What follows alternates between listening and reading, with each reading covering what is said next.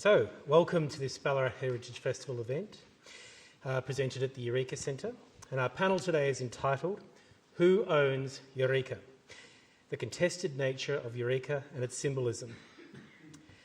I'd like to acknowledge that we are located on the traditional lands of the Wadawurrung people and honour and pay my respects to their elders past, present and emerging, and extend this respect to any other Aboriginal or Torres Strait Islanders who may be present. So I'm Dr. David Waldron, as historian at Federation University, and I've been asked to moderate for this event. I'd like to introduce our two panellists for this evening's discussion. We have with us Greg Barnes, SC, a barrister and lecturer and writer. He graduated from Monash University in Arts and Law in 1984. He was a senior political advisor to a number of leaders and ministers at the state and federal levels. Greg ran the 1999 Republican referendum campaign and was national chair of the Australian Republican movement from 2000 to 2002. He has been an advisor on the Julian Assange campaign since 2013. Greg has a large pro bono legal practice acting for asylum seekers, prisoners and other disadvantaged groups. Greg has written 4 books, What's Wrong with the Liberal Party, Selling the Australian Government, An Australian Republic, and Rise of the Right, The War on Australia's Liberal Values. He writes a weekly column for the Hobart Mercury and contributes regularly to John Menadue's Pearls and Irritations. Would you like to come and take a seat, Greg? Dr. Anne Beggs-Sunter is a historian at the Institution of Education, Arts and Community at Federation University, Ballarat. Her academic interests are in Australian social, cultural and political history. Her special interests relate to Ballarat and its heritage conservation and the significance of the Eureka Stockade. She's written a number of books, exhibition catalogues and articles for different audiences, ranging from specialised academic journals to newspapers. She's actively involved with a number of cultural institutions, including the Art Gallery of Ballarat, the Gold Museum, the Central Highlands Historical Association, the City of Ballarat Heritage Advisory Committee, and the Buninyong District Historical Society. Would you like to join us, Anne?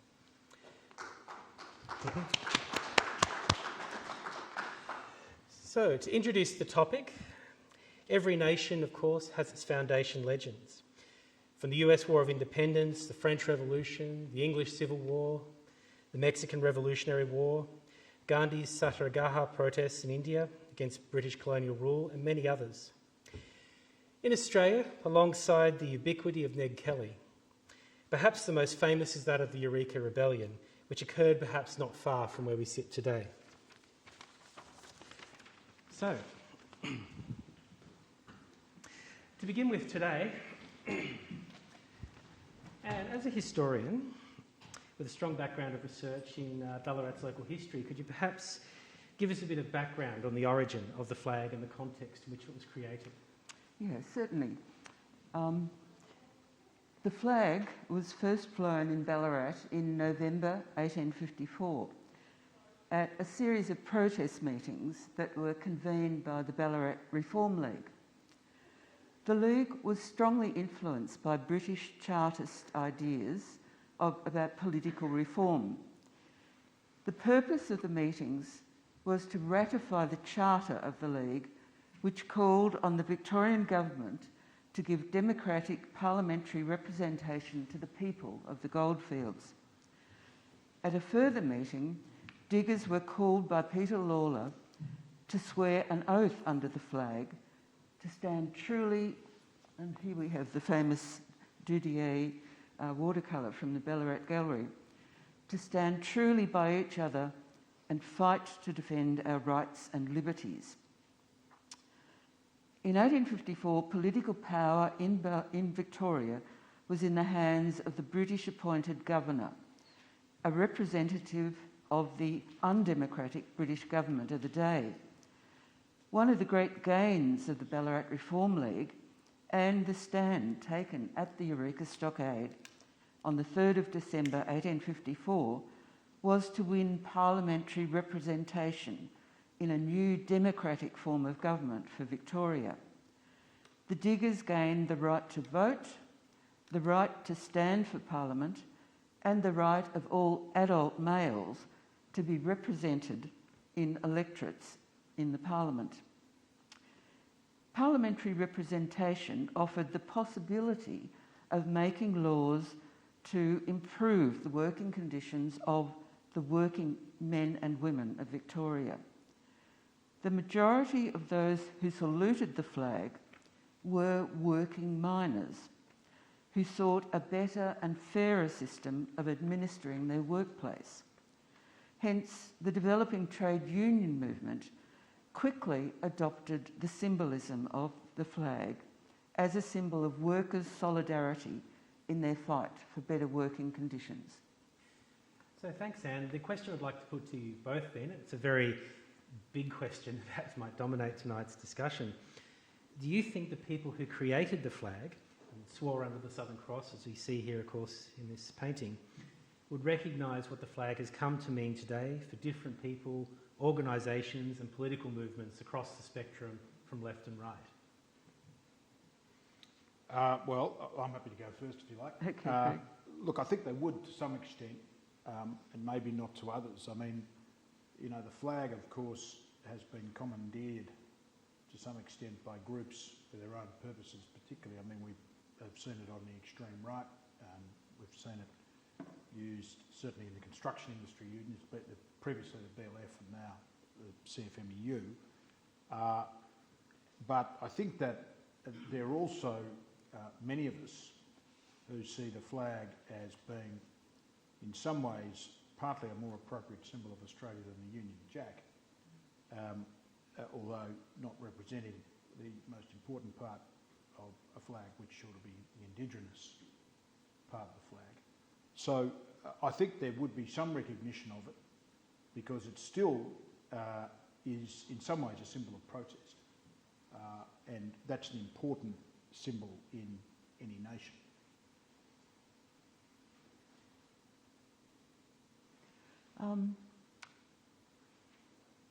So I just, taking up that idea of the way the flag was used from 1854, I think one of the most interesting and quite disturbing uses to me was at the Lambing Flat riots in New South Wales, quite soon after Eureka, around 1860.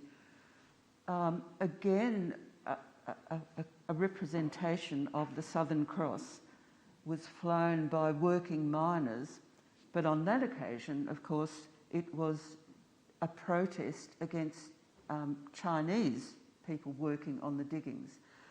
And because of that particular use of the flag at that time, we do see at later times extreme right-wing groups in the 20th century and the 21st century picking up on that particular use at Lambing Flat and carrying it through. But then on the other hand, the trade unionists used it in a very different sense, and particularly when we come to the great strikes around the 1890s, the shearers' strike at Barcaldine and up in Queensland in 1891, when the Eureka flag was very much flown, but in that case it was flown as a symbol of solidarity for the workers, and the workers' fight at that stage to prevent non-union labour really being used in shearing sheds. So a very different kind of use. And of course it was Henry Lawson who wrote his wonderful poems around that time that really saluted that particular use of the flag for workers' solidarity, and again that tradition of continuing on the fight for better working conditions. That kind of use was also taken up then by the Labor Party when it was formed. And so really from the early 20th century, we see the Eureka flag being used as a democratic symbol, very much taken up by the Labor Party. And then interestingly, in the 1930s and 1940s, the Communist Party really takes up the symbolism of the flag too. Again, in that, as Greg mentioned, a flag of protest, which has always been the great use of the flag.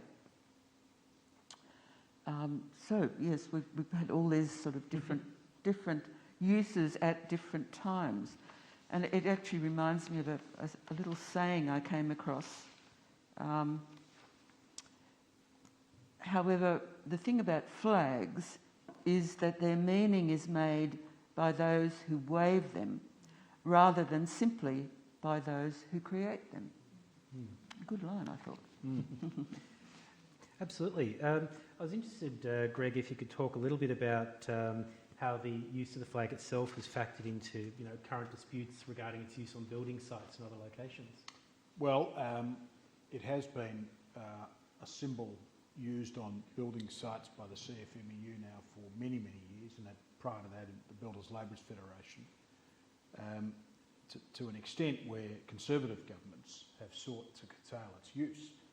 And in fact, the Australian Building and Construction Commission, which was created by the Howard government and I think reintroduced by Abbott, brought in a ban on the use of this flag, which of course has serious freedom of speech implications. Sadly, in fact, I think Lend-Lease joined with the union in saying it ought not be banned, but was unsuccessful in the federal court. And it is problematic in that sense because whatever you might think of the CFMEU, whatever you might think of the BLF, flying of a flag might symbolise to those who are opposed to those unions the reality of those unions on building sites. But it's got serious implications for freedom of speech, I think. It's one thing to fly a swastika, which is extreme and has its own seriously sensitive connotations for many people, and of course now subject to a ban in Victoria. This is not that in any way, shape or form. And so I think that those attempts have been done for ideological purposes, they've been done for political purposes.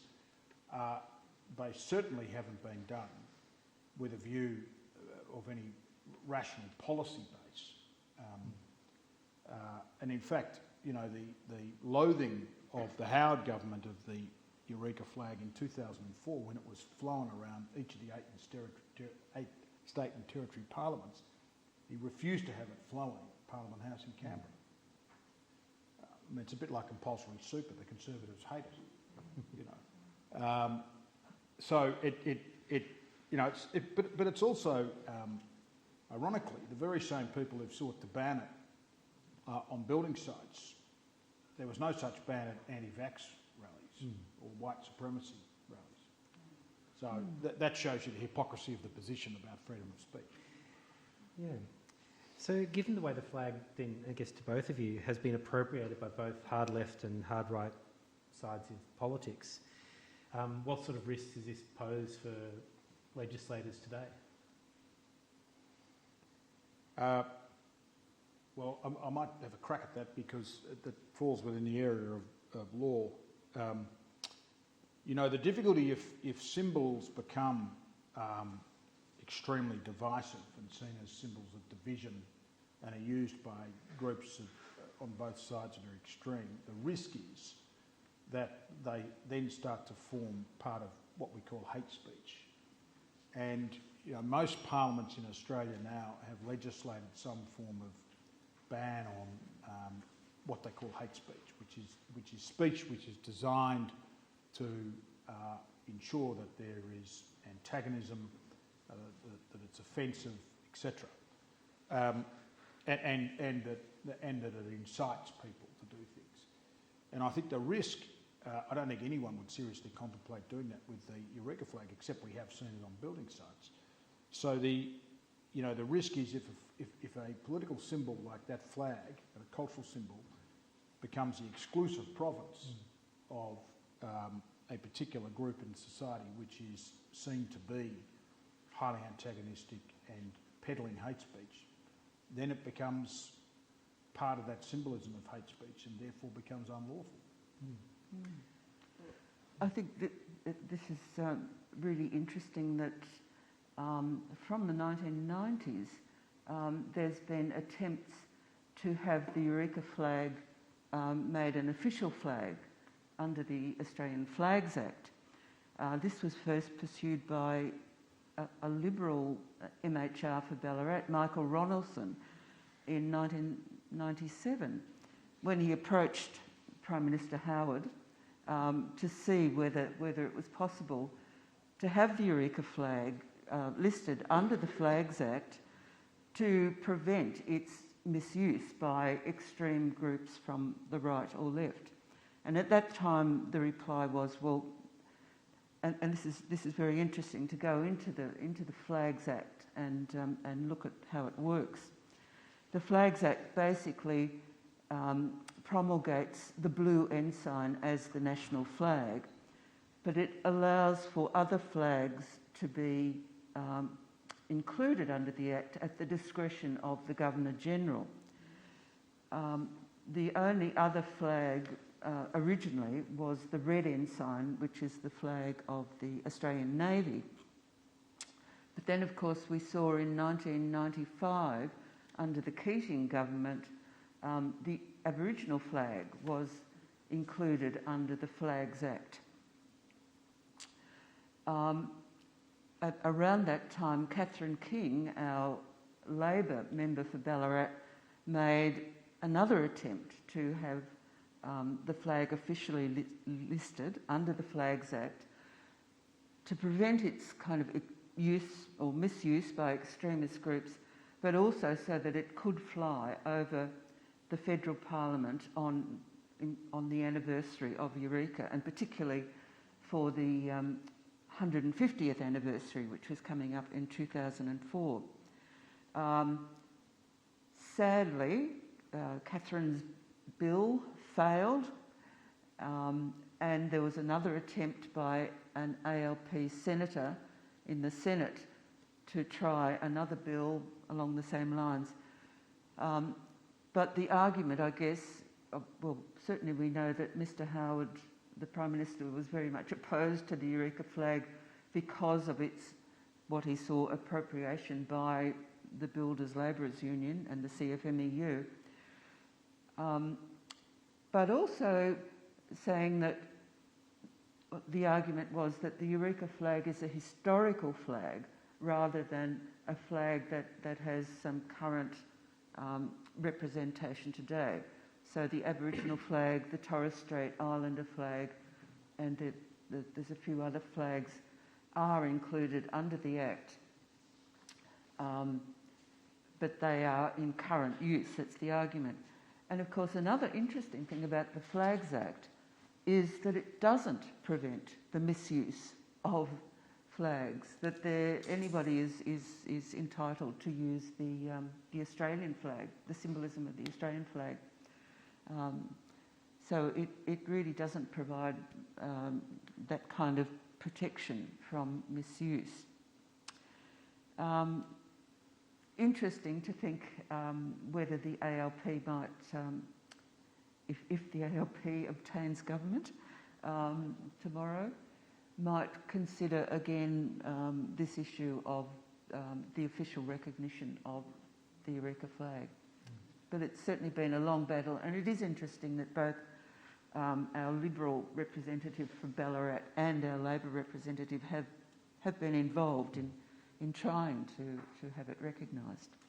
Yeah, well, one thing I guess it's sort of segueing off this, of course, Anne, is the relationship between the flag and the political interpretations of the history, of course, of Eureka itself. And there are multiple definitions in this respect. Of course, there's the perceiving it as left-wing protest against authoritarian government and corruption. There's representations are seen of small business owners against onerous taxes. I was wondering, perhaps in your experience, you could enlighten us a bit about some of these different interpretations and how they link to the flag.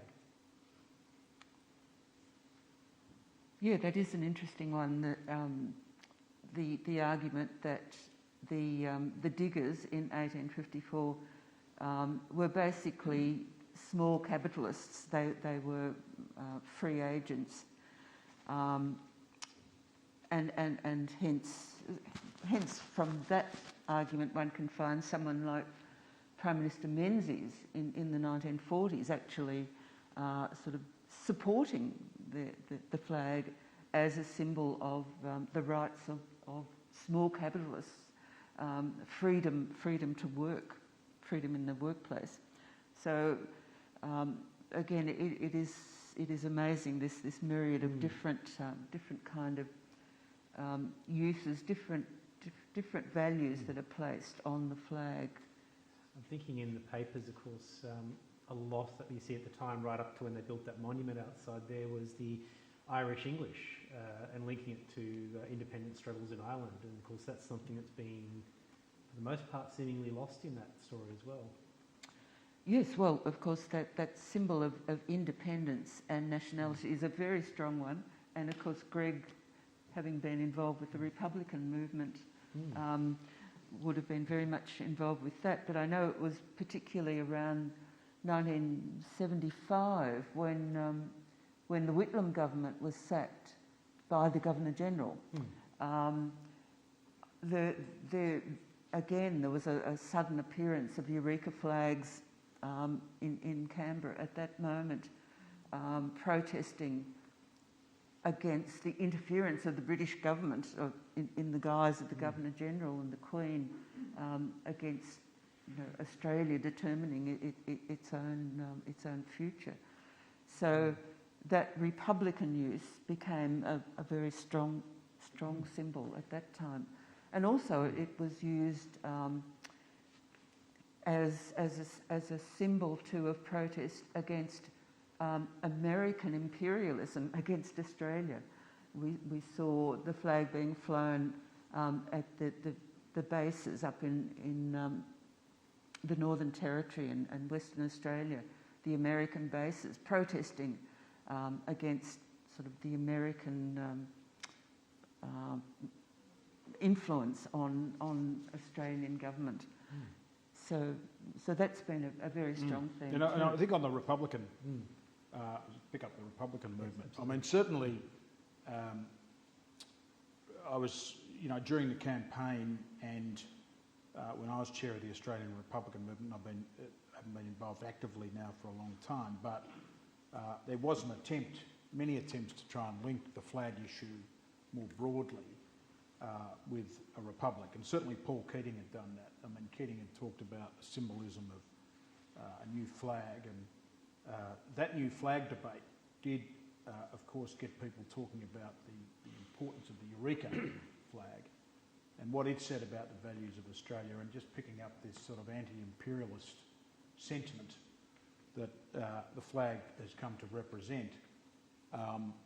But the link is a bit thin in the sense that there's been a counter-attempt to try and separate out those issues, mainly for political reasons, which is that many people feel comfortable with the flag.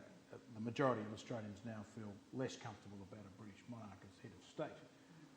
And so, that issue has been de-linked to some extent, despite the attempt by Keating, I think rightly, to try and link them, because you can't have one without the other. But just coming back then to the Eureka symbolism, what is interesting about it is that it represents a moment in Australian European history of one of the few times in this country where you've had sort of some form of, I wouldn't call it revolutionary fervour, but some form of serious organised moves against an oppressive government. And in a country that has, fortunately, probably not had many moments and in fact no real moments of revolution, it takes on a certain symbolism. I remember reading Manning Clark's interpretation of it in his famous 6 volumes. Of course, he saw it in those Marxist terms as being, the capitalist landowning class, and I think, and I'm right in saying this, Andy, you correct me if I'm wrong, I think Clark really downplayed the idea that it was a particularly radical movement and that Eureka stood for something particularly radical, because essentially it was small business or, capital, but in some senses capital and workers, and so saw it in that relatively narrow frame. Whereas I think other historians, and I think Mark McKenna at ANU, now I think at Sydney. He's done some work on this, the linkage between Eureka and the Republic, and how the themes are really should be joined in some way because they have a lot in common, and that is that they are both symbols opposing an imperial government in the case of Eureka and in the case of the Republic. So it's interesting too when you think about the recent use of the flag. Of course, 1854 saw the 1853 Compulsory Vaccination Acts for smallpox applied in Victoria. We've of course seen the flag today associated. That's not something that was mentioned at all by the miners at the time of the rebellion, the Compulsory Vaccination Act. So interesting thing in that respect then. How do you see that link today? The appropriation of, well, as you see, a vaccine passport photo there. Well, there are a number of Australian flags as well. Yes, there are. Yes. And of course, interestingly, the red ensign flown upside down, which is very much a symbol of the anti-vax movement as well. Peculiar mixture of symbols there. But I mean, having seen a number of protests over the years, it's not uncommon to see that mixture of flags. But I think what it says about the Eureka flag is that it's contested. You know, it's whatever you want to make of it. It's particularly around the symbolism of protest, but it is what you want to make of it. It reminds me of watching recently a fascinating, if you're a lawyer you thought it was interesting, you probably wouldn't, although it was interesting. It was a case in South Africa of Julius Malema, who's an Indigenous South African leader, who at one of his rallies was chanting, allegedly, "Kill the farmer, kill the bull," which is an apartheid struggle song. And he was sued for hate speech by an NGO in South Africa, and he was being cross-examined by a young lawyer. Didn't look dissimilar to you, actually, just a bit younger. But anyway, he had this expert witness who was a woman academic in South Africa who's an expert in protest symbols. And she was making this point that, you know, it doesn't necessarily mean it doesn't literally mean kill the farmer, kill the bull. You've got to see it in this context. You know, and it reminded me a little bit when we were talking about the other day, David, about Eureka. I mean, it's similar in a way that these symbols of protest do become quite contested because they have their original use, in the case of kill the farmer, kill the bull, an anti-apartheid song, now being used in South Africa to really talk about inequality and land inequality, etc. And Eureka having an original purpose and now being used in other settings. And that's what gives them life, but a contested life. Absolutely. One thing we often see, of course, with Eureka is the association of Eureka and Ned Kelly. Quite commonly you'll see on the back of cars and things like that, the image of Ned Kelly with the Eureka flag in the centre and things like that. Here we have a nice example here, the Australia First Party. What are your thoughts on why Ned Kelly and why Eureka, you know, events that were, you know, nearly 40 years apart? Well, of course, Ned Kelly was born in November 1854, a very, very important date. But that symbol of protest, I think Ned Kelly was very much leading a protest movement, or some people would interpret Ned Kelly's story that way. There's other ways. Some people will say that Ned Kelly was simply a nasty criminal, but some people would say he was the leader of a protest movement, an Irish protest movement that was seeking sort of a fairer society for small Irish settlers in northwestern Victoria. So I think again it's that idea of taking up the symbol of protest and using it for the particular purpose that's important to you. But of course the Irish were very much involved at Eureka, probably the largest nationality that was present at the Eureka Stockade in 1854 would have been Irish migrants. So it's always been very appealing to the Irish to take up that symbol of protest, which fits in so well with Irish history, which has always been a history of protesting against the English government controlling their lives. And can I ask you a question? Sorry, taking a big go for it. Raphael Carboni, who of course wrote the wonderful book book, on yes. Eureka. Fascinated by him. Can you just tell us a little bit about his history? I don't know if other people know, but he wrote this famous book on Eureka. What was the history? Who was he? Well, an Italian, and he was very much influenced by Garibaldi, the great Italian hero of the fight for Italian independence from Austrian dominance in the 19th century.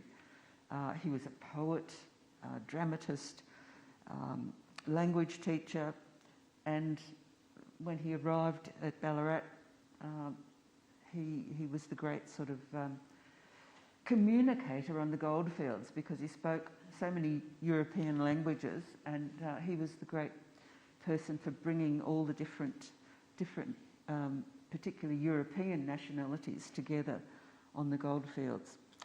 So very much inspired by democratic ideas that came from his Italian background, his connection with Garibaldi, and of course his book is absolutely the most wonderful and necessary thing to read if you want to understand the Eureka Stockade. His account that was published exactly a year after the battle, a battle which he had observed closely, although it seems he didn't actually participate bearing weapons, but he was watching what was going on and then able to give us this wonderful account of what happened. Of course, he was one of the 13 people who were actually captured after the battle and tried for high treason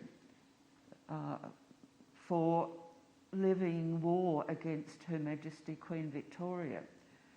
So again, this kind of shows up that idea that the Eureka flag at the time it was flown was seen as a Republican flag, that it was treasonous in that sense. And of course it's fascinating that at those treason trials the Eureka flag was actually produced as a key item of evidence to damn these treasonous miners who had stood up at Eureka Stockade. And of course, we have the original incidents at Eureka. We see a lot of discussions about the flag in terms of appropriation. People appropriating it for this, appropriating it for that. Does that imply that there is some kind of universal meaning to a flag, or does that meaning change and become contingent? Of course, if we think about it, what's the really key symbol on the Eureka flag? What's the key symbol on our Australian blue ensign too? It is the Southern Cross, the galaxy of the Southern Cross. And the Southern Cross goes back more than 1,000 years in the way that it has been associated with the Southern Hemisphere, interestingly. And so that's interesting to think about too, is the idea of the Southern Cross as representing Australia, but of course it represents the Southern Hemisphere, and so there are other Pacific nations for whom the Southern Cross is also very important. And of course South America, we think of Brazil, which has the Southern Cross actually incorporated as part of its flag. Yeah. Well, I think, just on that point about what does this flag mean, I did dig out a very good opinion piece from 4th of February 2020 by Ron Egberg or Edgeberg, I hope I get the name right, Eureka Centre, yep. former director of this centre, made a very good point, which is he says that in order to placate both the left and right factions of politics, the Eureka flag can be interpreted as a symbol of nationalism, the birth of Australian democracy, or a middle-class tax revolt. But it was, without a doubt, a defining moment in Australia's history.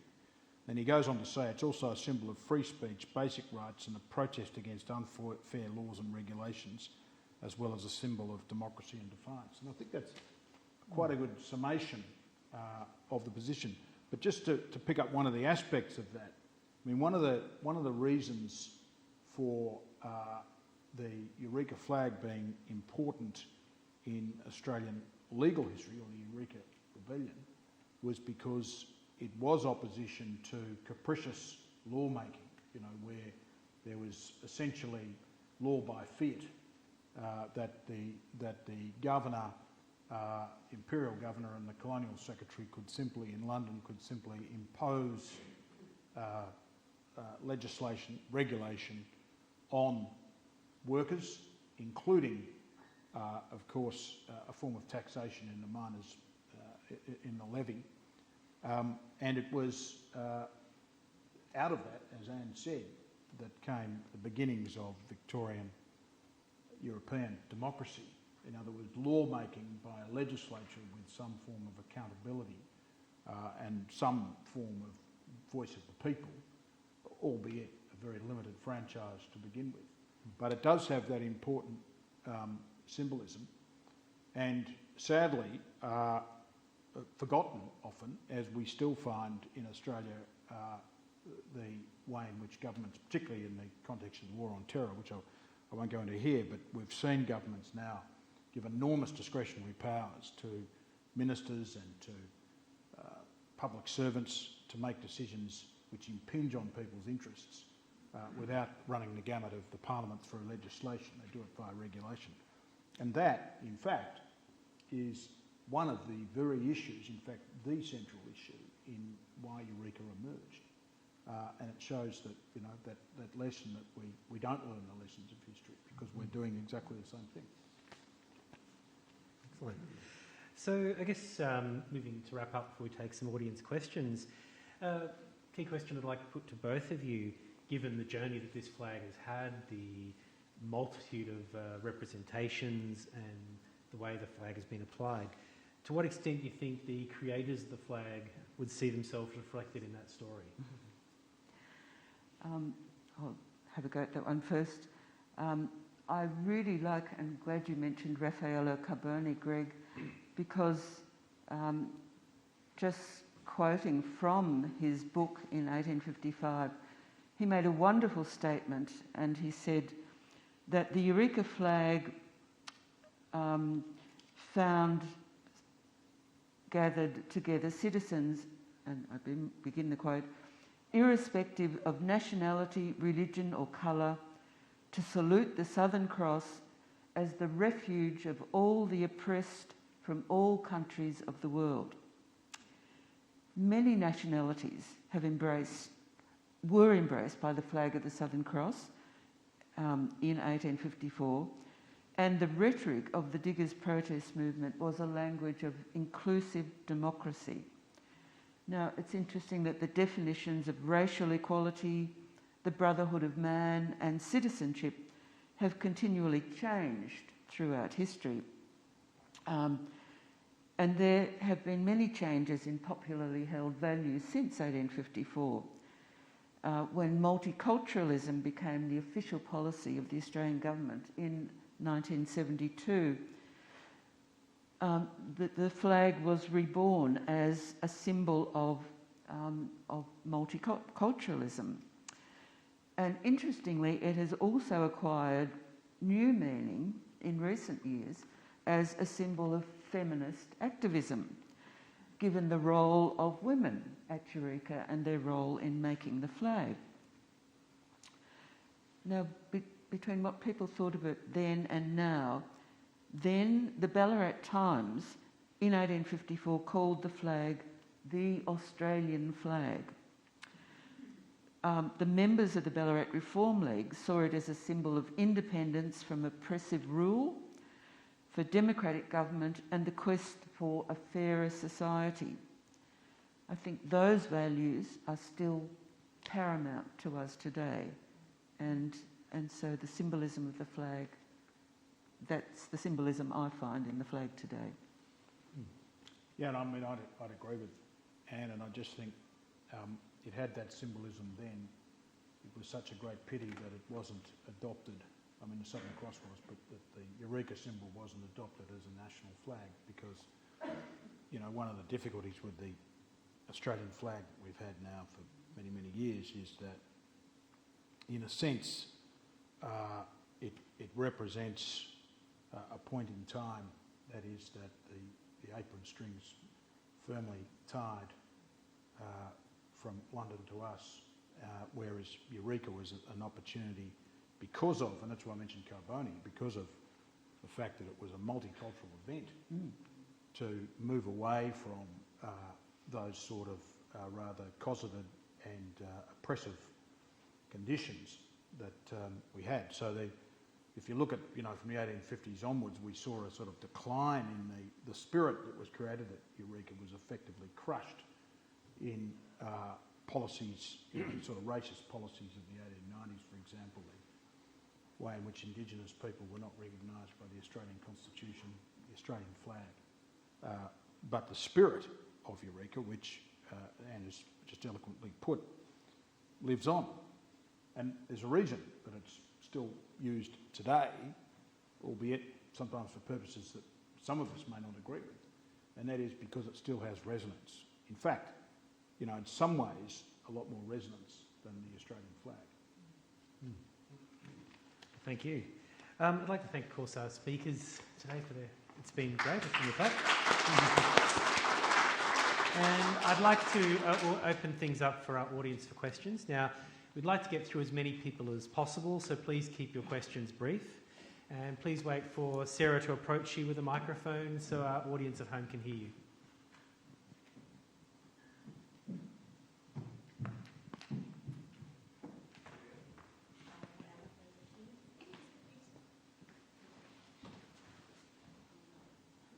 Is that close enough?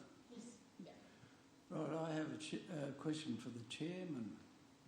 In his introduction today, he referred to this venue as being very close to the site of the stockade.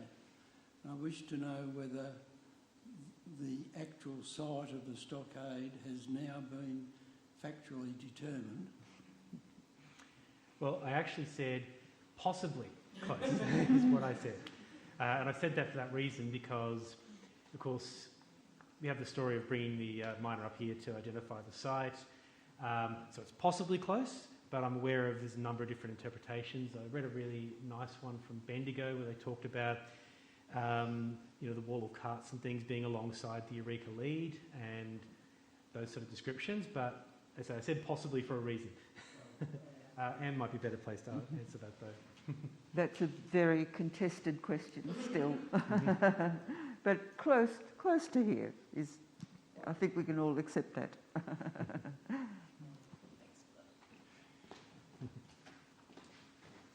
Thank you.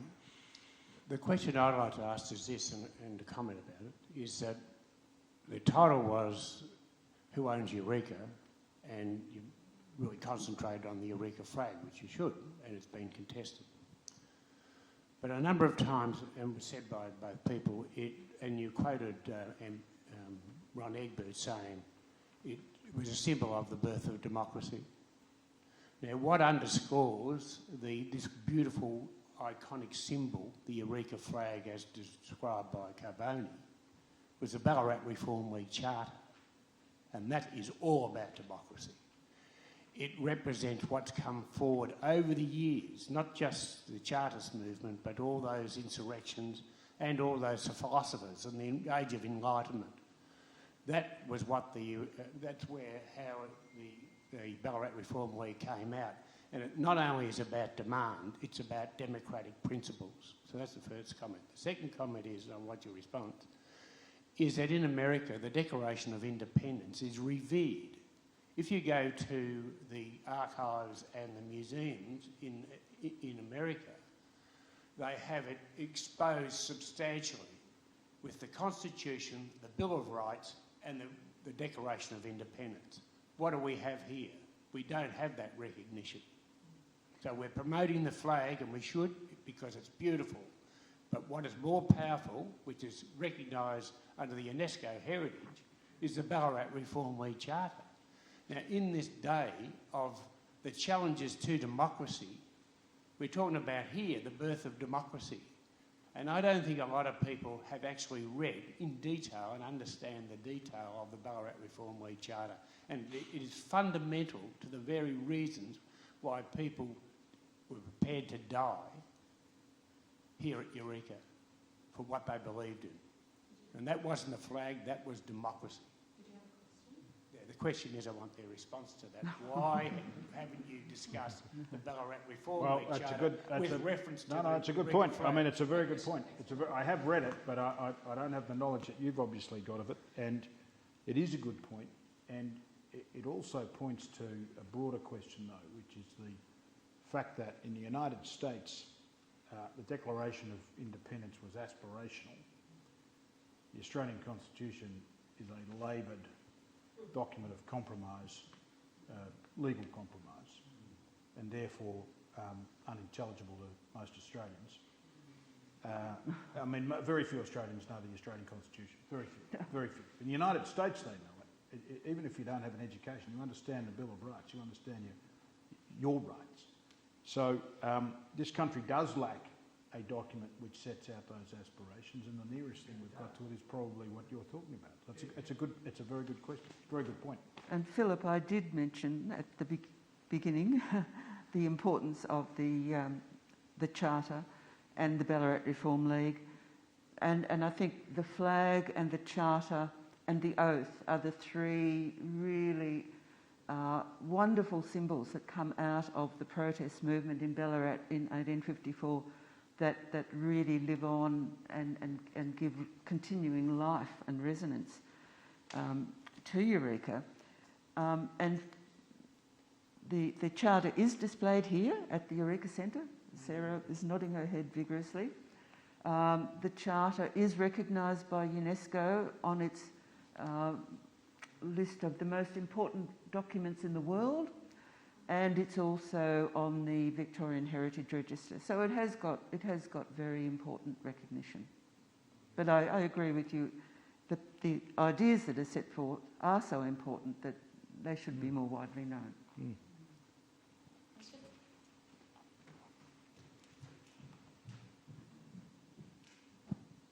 G'day, thank you so much for your presentation, and thanks for coming to Ballarat, Greg. Quick question, has the Eureka flag been used beyond the borders of Australia for other revolts around the world? I'm not sure of the answer to that. It's a very good question, and I don't know the answer. I don't know if Anne knows. I haven't come across any examples. Yeah. It's on a Navy ship, that's about it. It's travelled by boat on the HMAS Ballarat Yeah. as their symbol. Can I just say, just in answer to the question, there was a group of Indigenous people in the Amazon who were complaining and protesting about trees being knocked down, and there was someone in a Eureka t-shirt. Oh, wow. Yeah, right. So for the recording, there was someone in a Eureka t-shirt in the Amazon at a protest about trees being knocked down. So it has been. Thank you. Thank you.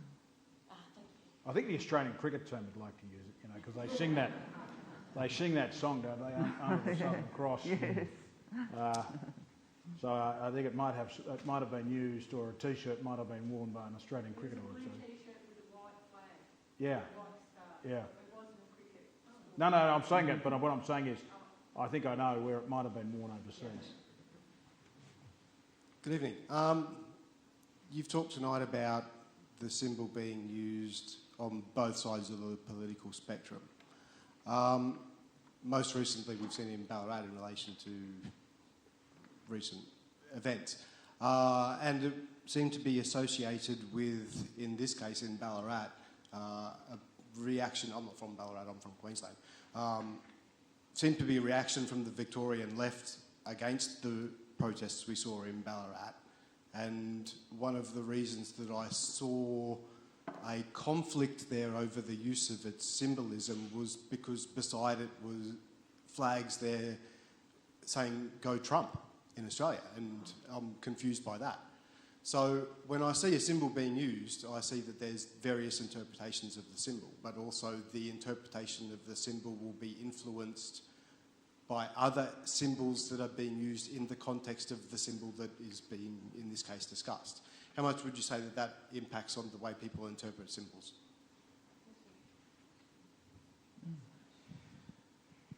Well, I'm just trying to work through that. I mean, what you're really saying is, that if I just so I understand what you're saying, is that symbols can have various meanings, as we've been discussing tonight. And sometimes if somebody sees a symbol being used in a way that they don't like, it begins to perhaps tarnish that symbol in their own mind. That's what you're saying? Yeah, but it's often in conjunction with the use of other symbols to anchor that meaning. Like I've seen the Eureka symbol. I moved to Ballarat 13 years ago. I run cemetery tours in the Ballarat Cemetery. I literally have taken dozens of thousands of people past the Eureka monuments there and told them my version of the events of the Eureka stockade. Yeah. And I read the plaque thousands of times personally. It says Yeah. that this is the names of the people who died there under what they believed were the conditions imposed by what they believed were a tyrannous administration. Yep. It's undeniably a symbol of rebellion. Yep. Rebellion can come from a lot of different actions. Yeah. A lot of different angles. Yep. The solidifying nature of that symbol will be reinforced by other symbols in Yeah. the movement. Yep. So we saw I don't like to say anti-vax movement in Victoria because I saw a far more complex issue than anti-vaxxing. But I saw Donald Trump flags there, which in my head makes no sense whatsoever being blown next to the Eureka flag. Well, I think, without wanting to cut you short, I think that the point is that symbols can be, and I think I used the word previously, commandeered for other purposes. And,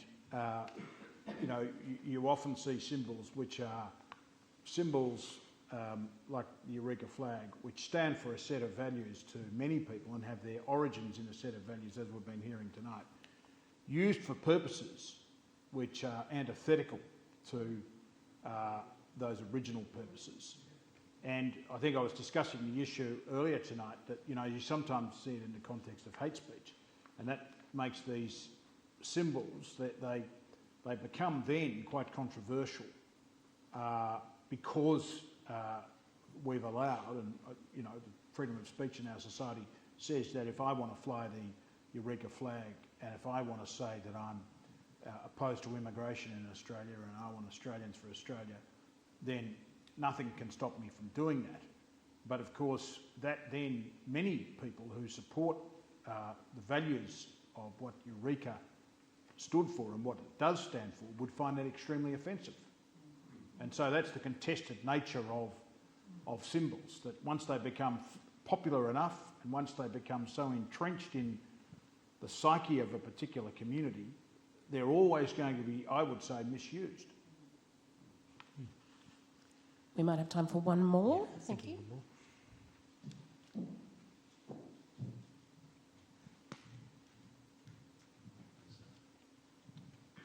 Again, on behalf of everyone here, thank you very much for your contributions tonight. It's fantastic. One of the earlier pictures that we saw was the use of the what I would call the Scottish saltire. It was actually a diagonal flag.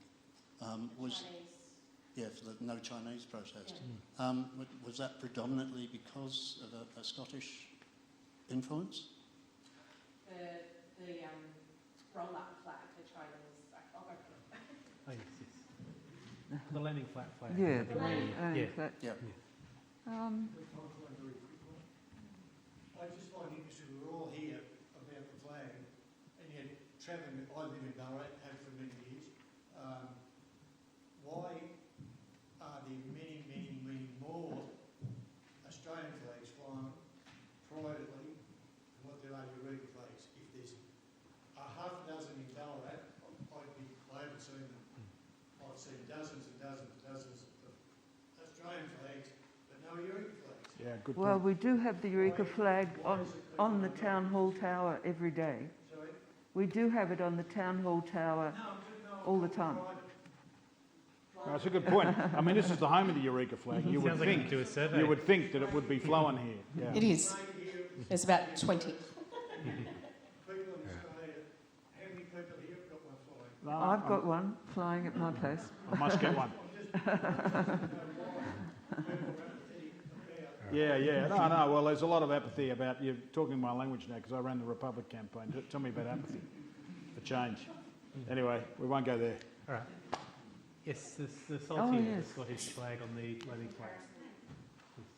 Surely the empathy is because it has been commented by several different users, and therefore, if I have one in my front yard, people might think that I'm anti-this or anti-that, or Yeah. a unionist or a comrade, or... So it's sort of not safe for me to put one in my front yard. Whereas if I had an Australian flag, they just think I was Australian.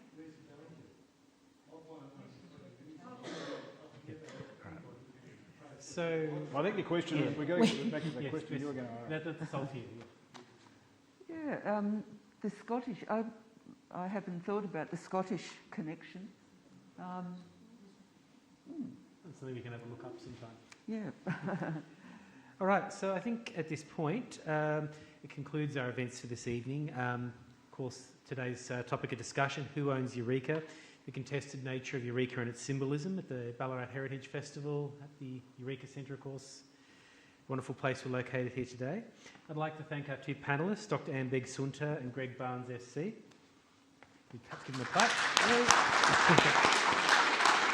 I'd like to thank the Eureka Centre for hosting this event, and of course our wonderful audience and the viewers who will be watching this at home. Thank you all very much. Thank you, David. Thank you.